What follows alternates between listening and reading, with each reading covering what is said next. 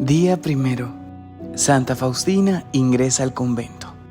Varsovia, 1 de agosto de 1925. Desde los 7 años sentía la suprema llamada de Dios, la gracia de la vocación de la vida consagrada. A los 7 años, por primera vez oí la voz de Dios en mi alma, es decir, la invitación a una vida más perfecta. Sin embargo, no siempre obedecí la voz de la gracia, porque no encontré a nadie que me aclarase esas cosas.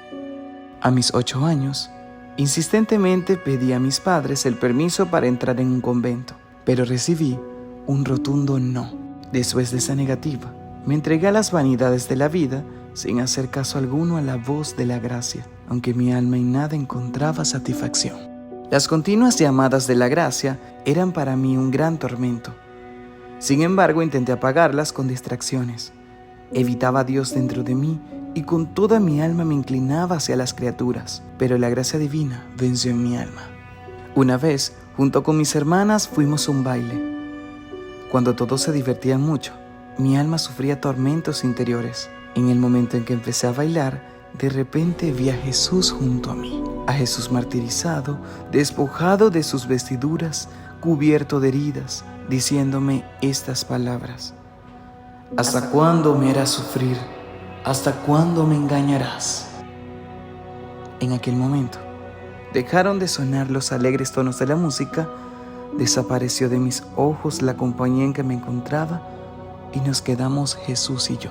Me senté junto a mi querida hermana, disimulando lo que ocurrió en mi alma con un dolor de cabeza. Un momento después, abandoné discretamente a la compañía y a mi hermana y fui a la catedral de San Estanislao Kostka. Estaba anocheciendo, había poca gente en la catedral. Sin hacer caso a lo que pasaba alrededor, me postré en cruz delante del Santísimo Sacramento y pedí al Señor que se dignara hacerme conocer qué había de hacer en adelante. Entonces oí esas palabras: ve inmediatamente a Varsovia, allí entrarás en un convento. Me levanté de la oración, fui a casa y solucioné las cosas necesarias. Como pude, le confesé a mi hermana lo que había ocurrido en mi alma. Le dije que me despidiera de mis padres y con un solo vestido, sin nada más, llegué a Varsovia. Cuando bajé del tren y vi que cada uno se fue por su camino, me entró miedo. ¿Qué hacer? ¿A dónde dirigirme si no conocía a nadie? Y dije a la Madre de Dios: María, dirígeme, guíame. Inmediatamente oí en el alma estas palabras: que saliera de la ciudad a una aldea donde pasaría una noche tranquila. Así lo hice y encontré todo tal y como la Madre de Dios me había dicho. Al día siguiente, a primera hora, regresé a la ciudad y entré en la primera iglesia que encontré y empecé a rezar para que siguiera revelándose en mí la voluntad de Dios. Las santas misas seguían una tras otra. Durante una, oí estas palabras: ve a hablar con este sacerdote y dile todo, y él te dirá lo que debes hacer en adelante.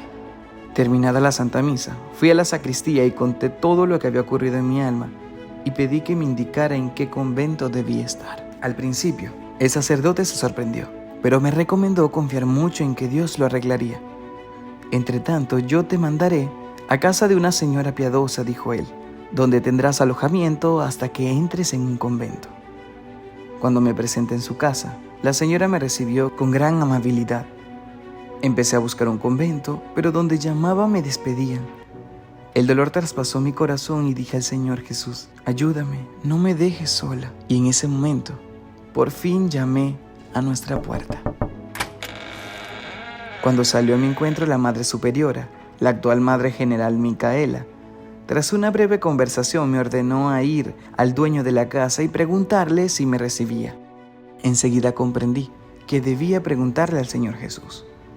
Me fui feliz a la capilla y pregunté a Jesús: dueño de esta casa, ¿me recibes? Una de las hermanas de esta casa me ha dicho que te lo pregunte. Enseguida oí esta voz: te recibo, estás en mi corazón. Cuando regresé de la capilla, la Madre Superiora primero me preguntó: pues bien, ¿te ha recibido el Señor? Contesté que sí. Si el Señor te ha recibido, yo también te recibo.